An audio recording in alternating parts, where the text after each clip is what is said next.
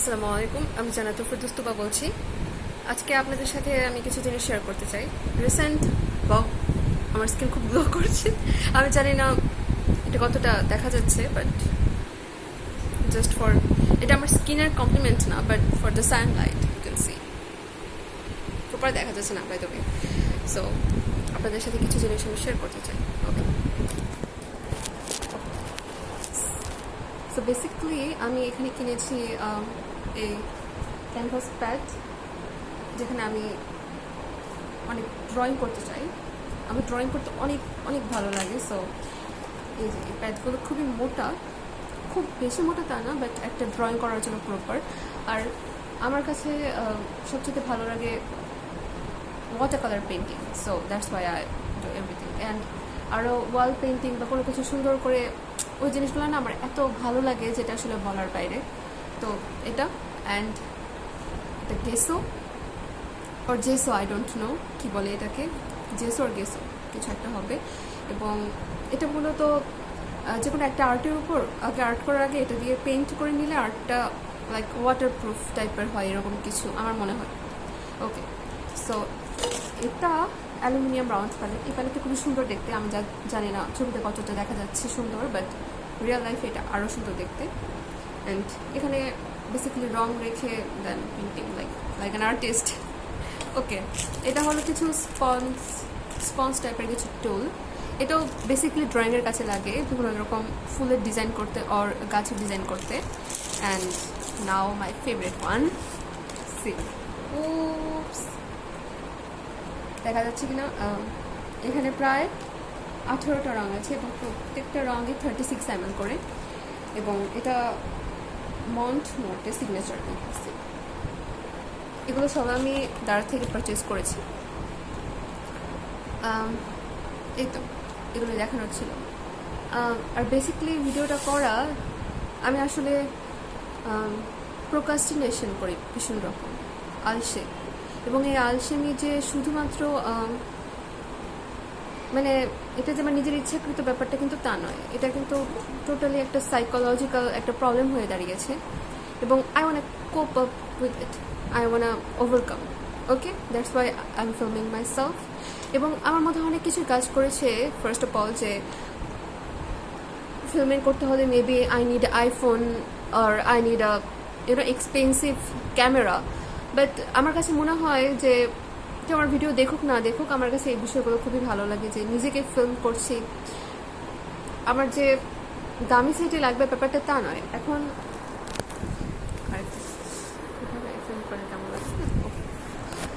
So আমি যেভাবে আমাকে ফিল্ম করি না কেন, সবচাইতে বড় কথা যে আমি যদি আমার বাবা মাকে বলি এখন যে আমার একটা আইফোন দরকার, তারা হয়তো বা আমাকে একটা আইফোন কিনে দেবে। বাট আমার কাছে মনে হলো যে না, যেটা আমার হাতের কাছে আছে সেটা কেন আমি ইউজ করছিলাম। ডাজন্ট ম্যাটার কত মানুষ দেখবে কত মানুষ দেখবে না, I don't care, but it's okay. Just simply express myself and that's why I am doing this video. Okay, এবং আমি একটু মানে আর্ট, হিলিং এই ধরনের জিনিসগুলো খুব পছন্দ করি।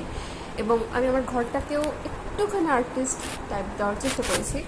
জাস্ট আমি একটু সিম্পলি আপনাদেরকে দেখাই। এই যে আমার পেছনে একটা পাতার মতো ডিজাইন আছে, আর এটার মধ্যে আমি কিছু এটার মধ্যে আমি একটা লাইট অ্যাড করেছি, যেটা বললো ফেয়ারি লাইট। এখন এটা বোঝা যাবে না, রাতের বেলা মানে বিভিন্ন রকম একটা লাইট চলে, এখন এটা বোঝা যাবে। ওয়াও, লাইক আমার স্কিন অনেক গ্লো করছে, আমি জানি না, এটা অবশ্যই the sunlight, the beauty of the nature. Okay, আর আরেকটা জিনিস পেছনে দেখতে পাচ্ছি, এটা আমি দেখাই। এটা হলো স্টারি নাইটসের কিছু ওয়াল ডেকোরেশন। প্রত্যেকটা ডেকোরেশন না খুবই ইমোশন কাজ করে আমার, যে নিজের হাতে সম্পূর্ণ জিনিসগুলো ডেকোরেট করা, গোছানো। এই দিক থেকে আমি আবার ভাবি কি নিজেকে, যে আমি যদি সত্যি একজন সে মানুষ হতাম, তাহলে কি এত কিছু করতাম? হয়তো আমার রুমটা একটু অগোছালেই থাকতো, বাট আমার এগুলো করতে অনেক ভালো লাগে এবং সত্যি বলতে আমি এনজয় করি। এগুলোর মাঝে আমি নিজেকে খুঁজে পাই। আর আরেকটা কথা কি, যে আমার ভিডিওগুলো না সবসময় র্যান্ডমই হয়, কোনো একটা স্পেসিফিক টপিকে কথা বলতে চাই কিন্তু কথা বলতে বলতে একটা অন্য টপিকে আমি জাম্প করে ফেলি। যাই হোক, ভিডিওটা খুবই লেন্দি হয়ে যাবে, তবুও কিছু কথা আমি বলতে চাই যে আসলে পৃথিবীতে অনেক রকম মানুষ আছে, তাদের ডিফারেন্ট ডিফারেন্ট অপিনিয়ন আছে, তাদের এনভায়রনমেন্ট ডিফারেন্ট, সব কিছু ম্যাটার করে। বাট স্টিল আমি বলতে চাই যে প্রত্যেককেই তার আলাদা একটা মেন্টাল পিসের জগৎটা তৈরি করে নেওয়া উচিত, যেটা তার ভালো লাগে, তার ওপিনিয়ন মতো।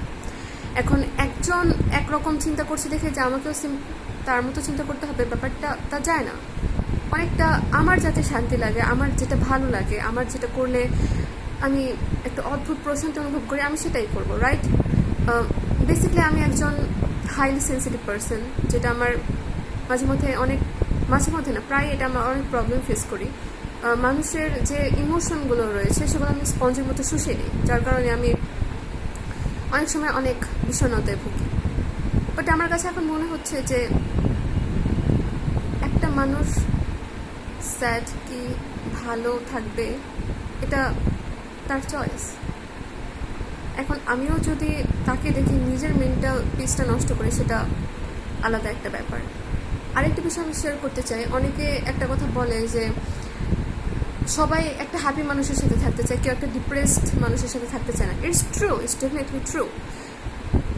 কেন একটা ডিপ্রেসড মানুষের সাথে কেন থাকতে চায় না? কারণ শুধুমাত্র এটা নয় যে একটা ডিপ্রেসড মানুষ সেলফ লাইক হেল্পলেস অবস্থায় পড়ে, সেটা একরকম। বাট অনেকে কিন্তু নার্সিসিস্টের মতো বিহেভ করে, তারা নিজেরা যে পরিস্থিতিতে আছে সেখান থেকে তারা বেরোতে চায় না। There is a subtle different.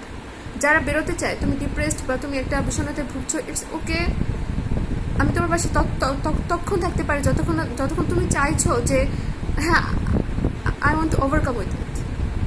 কিন্তু তুমি যদি সেটা ওভারকাম না করতে চাও, তুমি যদি একটা নার্সিসিস্টের মতো বিহেভ করো যে আমি ভিকটিম, সবাই এরকম, দুনিয়াটা এরকম, তো তোমার সাথে থাকলে ডেফিনেটলি আমার মেন্টাল পিসটাও কিন্তু ড্রেইন হচ্ছে। সো আমার নিজের মেন্টাল পিসটাকে প্রোটেক্ট করার জন্য কিন্তু সবাই এর জন্য কিন্তু মানুষ ডিপ্রেসড মানুষদের থেকে দূরে থাকে। আর এটাকেও তারা ভিডিও আকারে নানা রকম ইমোশনাল ট্যাগ দিয়ে এটা দাঁড় করায় যে একটা ডিপ্রেসড মানুষের সাথে কেউ থাকতে চায় না, সবাই হিলিং থেরাপির বড় বড় কথা বলে কিন্তু কেউ থাকতে চায় না। তোমাকে আগে ওই রাস্তায় হাঁটতে হবে, তোমাকে আগে সেলফ রিয়েলাইজ করতে হবে যে the thing you suffer on your inside, এটা থেকে তোমাকে আগে ওভারকাম করতে হবে। Accept it and overcome. And life is too short to argue with that. Okay, ভিডিওটা আই গেস আসলে বড় হয়ে যাচ্ছে। আসলে এতটুকুই আজকে পর্যন্ত ছিল। নেক্সট কোনো টাইম দেখা হবে। বাই।